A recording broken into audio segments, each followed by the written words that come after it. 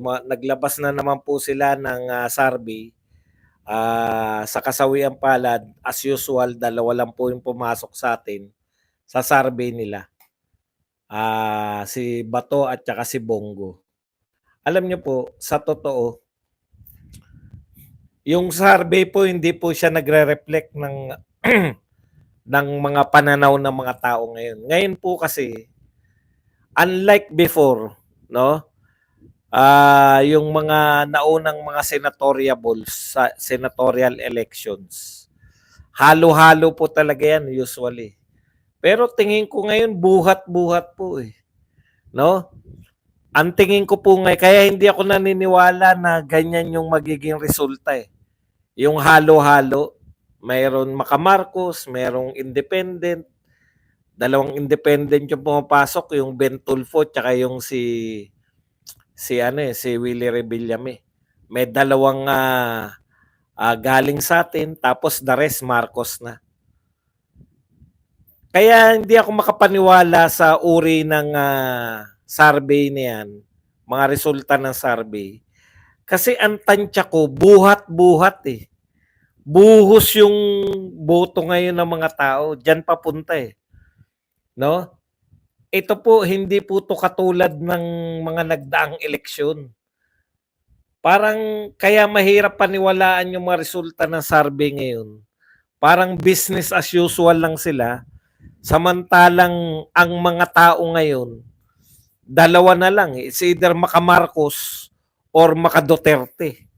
At tansya natin, mas marami yung Duterte. Hindi siya nagre-reflect eh. Tignan po ninyo. Ikumpara nyo po yung nagiging resulta ng mga survey sa totoong yung nagaganap sa field. No? Hindi po to katulad nung yung kay Lenny. Baka sabihin kinukumpara mo si Lenny ganyan din ang sinabi. Si Lenny po, magtapatan na tayo. Maraming nanonood kay Lenny kasi ang dami pong artista eh. Libreng pa-concert po yun. Kung tatandaan po natin, marami tayong kabataan. Kaya nga po tuwing may pa-concert dito sa may Philippine Arena, traffic po buong North Diversion eh. NLEX pala, NLEX. Yung buong NLEX po, traffic po yan. Sa dami po na nanonood at mahal po ang bayad. Mahal po ang bayad sa Philippine Arena pag may nagko-konsyerto. Kay Lenny Robredo, libre konsyerto. Ang daming banda. Si Duterte po, dinudumog po silang mag-aama.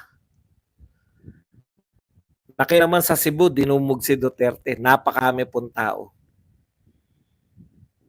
Walang artista. Si Duterte talaga yung pinuntahan. Alam niyo po yun? Ngayon naman si Inday Sara naman, kanina napapanood ko.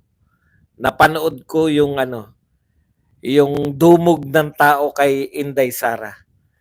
Wala po akong nakikita kahit po sa Ilocos na dinudumog yung mga Marcos, dinudumog yung mga kandidato ni Marcos, dinudumog si Erwin Tulfo. Hindi po hindi kapani-paniwala yung mga resulta ng survey. Kaya tuloy-tuloy lang po tayo, no? Iboto po natin yan straight. Kasi kung paniniwalaan nyo po yung survey, yan po ang gusto nila eh, panghinaan na tayo. Lagi tayo, wala na po naniniwala dyan. Subukan yung wag mamigay ng mga pinamimigay si Bibi, walang mga paayuda. Kaya nga walang kagana-gana yung mga tao riyan, hindi bukas sa loob nila yung pagpunta. Kasi it's either mga ayuda beneficiaries yan. Natatakot sila na pag hindi sila dumalo, tanggal sila sa ayuda. Okay lang po yan pag naka-live po. Mag-skip po kayo kasi live naman to eh. Huwag niyo pong problemahin yan. Okay lang po yung kinakailangan niyo marinig eh, di ba? Unlike sa replay, pag nag-commercial, doon pa rin. Kasi pag pinanood nyo po, di ba? Okay, balik tayo rito. Iba po to eh. Tapos mainit po yung mga Duterte, mainit po yung mga supporters.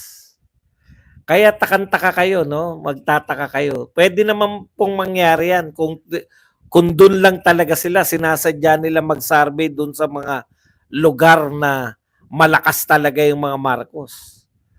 Halimbawa, kung sa Ilocos lang sila nagsasurvey, napaka-konti, 1,200. Tapos lalabas na nila parang buong Pilipinas. Utot nyo. Yun nga po ang nasabi natin. Ngayon pong araw na to, meron pong, kung hindi ako nagkakamali, pangalawa na po to sa oral argument dito po sa paglilipat ng pondo ng PhilHealth. In summary, yung nabasa natin, hindi naman kasi 4 na oras eh. Ang hirap po pakinggan. Pero kung nakasubaybay tayo, na i-live natin. Kaya lang, di ko alam eh. Kaya 4 na oras yung oral argument. Pero very po yun, no? Yung nakita po natin dito, yun pong tanong sa kanila, na bago ba kayo mag-transfer, nabayaran nyo na lahat ng pagkakautang ninyo sa ospital, lahat ng benepisyo ng mamamayan. Hindi po eh.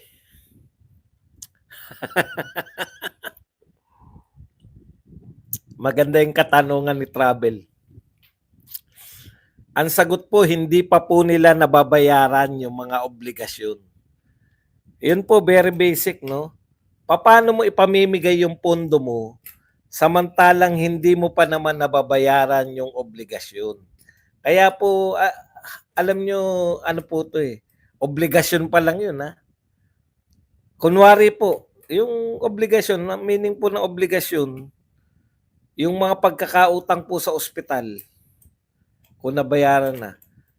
Kahit po bayad na lahat nung sa ospital, ang contention po, hindi nga po dapat pinamimigay yung pera ng PhilHealth dahil wala po yan sa batas ng PhilHealth.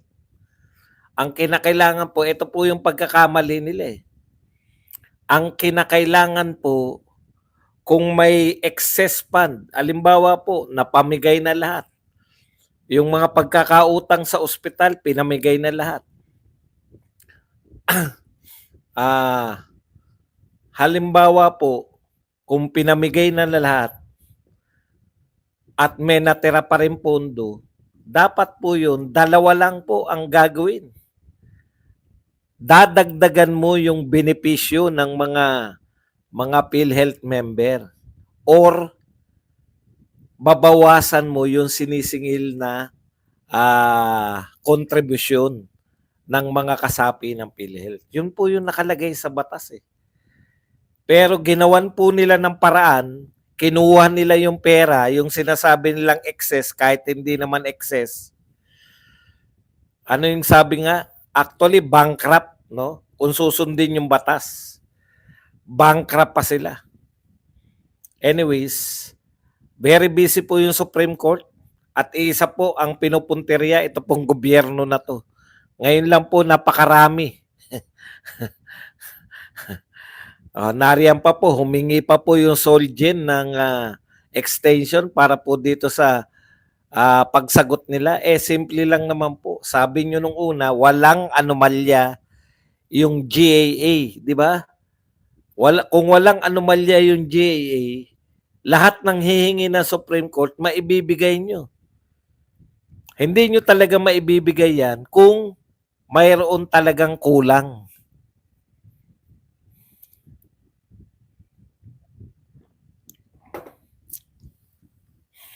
Okay. Puntahan po natin to. Yung 10 years passport, sagutin ko lang to At license mambabatas na nagpasa na tiyempo lang sa term niya. Kung marami kayo tao dapat, di ba? Na tiyempo lang daw. Sana. Tignan niyo Hindi niya dinideny. Ito po nakakatawa no? Hindi niya dinideny na ginawa yan ni Tatay Digong. 10 years passport, 10 years lisensya, hindi niya dinideny. Pero na-tsempo lang daw. Ito naman ang sagot ko diyan. Sana matsempuhan din kayo na may magawa naman si BBM. So hindi ka naniniwala hindi ka naniniwala na si Tatay Digong ang dahilan kung bakit 10 years yung passport, 10 years yung lisensya. Natsempuhan lang. Sana kayo din matsempuhan din kayo para may pagmalaki kayo. Kasi ang dami na namin tsempo eh. Tignan nyo, war on drugs, tsempo lang yan. Build, natsempuhan lang yan. Mapayapa no sa West Philippine Sea, hindi tayo binobomba ng mga Chinese, maganda ang pakikitungo natin, nakakapangisda ang mga mangingisda natin. Tsempo lang din yan. Dumagsa rito yung mga foreign investments, tsempo lang din yan. Ayon dito sa ungas na mga BBM supporters. Nakakatuwa po sila, no? Sana kayo matsempuhan din para may nagawa naman yung presidente. Swerte ni Duterte, no? Tsempo lahat. Na-tsempo lahat sa kanya. Yung build. Na, yung luminis yung, luminis yung Manila Bay. Tsempo lang din yun. Nilinis yung, luminis yung, luminis yung, nilinis yung Boracay. Tsempo lang din yan. Lahat pala ng ginawa ni Duterte na tsempo lang. Libreng edukasyon, tsempo lang.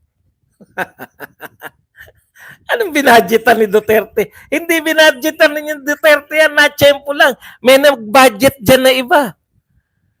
May nag-budget po dyan na iba. Ano yung explanade? Alam niyo po, maliit lang po yung explanade. Ang pinagmamalaki ko po, malalaking proyekto. Kukumpara nyo sa Esplanade naman. Kayo naman. Magmumukha lang pong kawawa sila. Huwag nyo na po. Hayaan nyo na sa ipagmalaki nila yan. Tsempo lang po yan. Yung akala nyo ba, yung dinoble niya yung sweldo ng mga sundalo at pulis. Tsempo lang yan. Talagang matudoble yun. Kasi nakanganga sila lahat eh.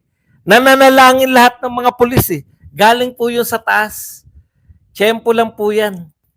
No? Tsempo, ay kayo naman no. Iba yung mga BBM supporter eh. May iba kaming paliwanag sa lahat ng bagay. Lahat yan naganap yan, tsempo lang yan. Ang panalangin lang namin, sana po Lord matsempuhan din si BBM. Para mapatunayan naman nila na tsempo lang.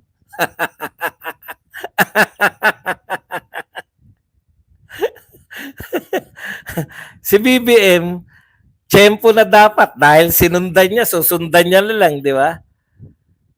Di ba? Tsempo na yun eh. Susundan mo na lang yung ginawa ni Duterte. Umiwas.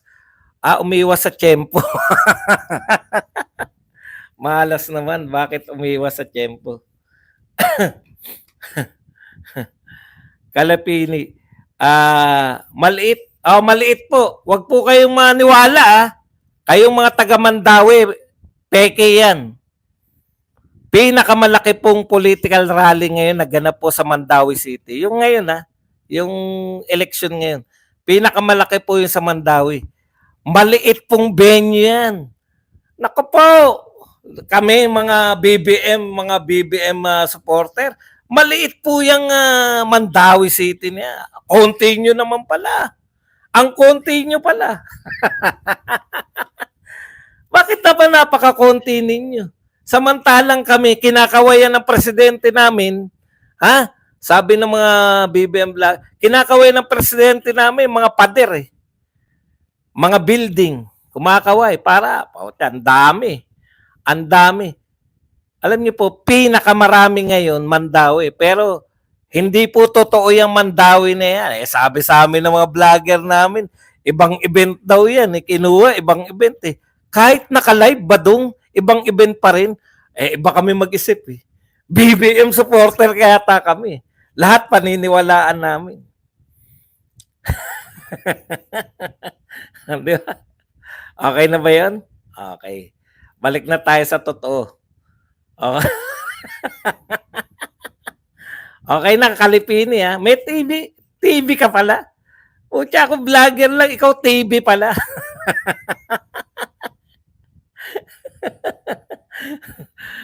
Ha? Kalipini. TV ka pala. Ako vlogger lang eh. Vlogs lang to. Ikaw pala TV. Grabe ka naman. Mag-share ka naman. Ilan ba nanonood sa TV mo? Para ka pala ABS-CBN. Ha? Kami, vlogs lang eh. Badong Aratilis Vlog. Ikaw, Kalipini TV. Puta, TV station pala to. Parang ABS-CBN tsaka GMA. Kita nyo, sumasaya tayo pag may mga pumapasok na ganyan. Pampalibang natin yan eh. Okay na uli. Balik na tayo sa katotohanan.